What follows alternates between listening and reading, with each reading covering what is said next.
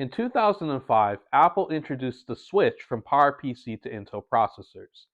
And the reason for this entire change in architecture is because of efficiency, or as Steve Jobs put it, performance per watt. Now, in his presentation, Steve Jobs had stated that the performance of the Intel processors were 2 to 3 times faster than what had been seen in their PowerPC counterparts.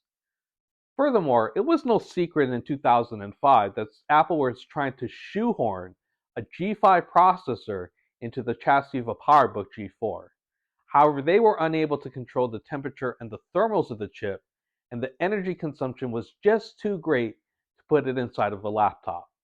So Apple looked around and they saw that they had Intel as a choice because their software, their operating system, Mac OS X, was processor platform agnostic, and therefore making the switch all the way over to Intel was not going to take too many resources from the company to rewrite their software and to take advantage of the performance gains on Intel.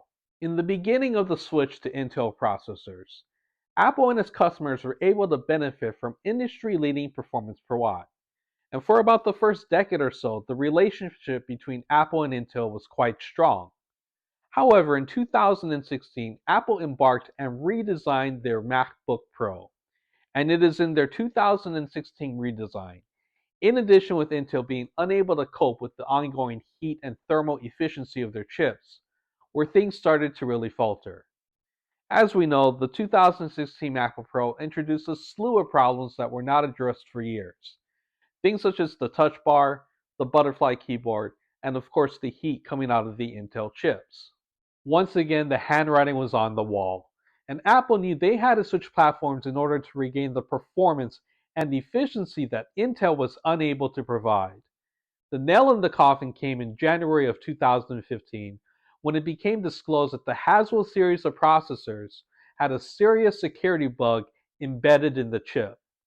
Also, at around the same time, it had been published that Apple was filing more bug reports to Intel than any other company when using Intel processors. When the M1 system on a chip was released on November 17, 2020, people were blown away, not only by its performance, but also by its class-leading efficiency. For the first time, you were able to get 18 plus hours of battery life on a notebook that was less than an inch thin. Now, when it came to performance, people were very much surprised as to how performant the M1 chip was. In certain benchmarks, the M1 system on a chip inside of a MacBook Air that cost $1,000 was meeting the performance of a $4,000 Core i9 laptop that was found in the Intel 16-inch MacBook Pro.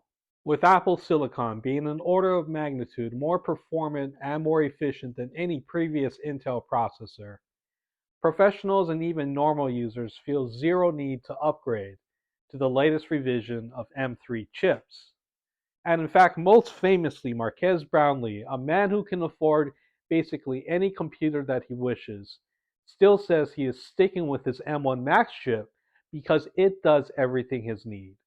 So when Apple made that transition from Intel to Apple Silicon, they really went overdrive in terms of the capabilities of that chip and also in terms of being able to save on battery life. Because of that, a lot of people who were really frustrated with Intel, professional users who went all the way out to the M1 Max chip, there's so much headroom in that chip, there is almost zero reason to switch over to the M3 processor. And that's the trouble and predicament that Apple finds itself in. The M1 is just simply too damn good.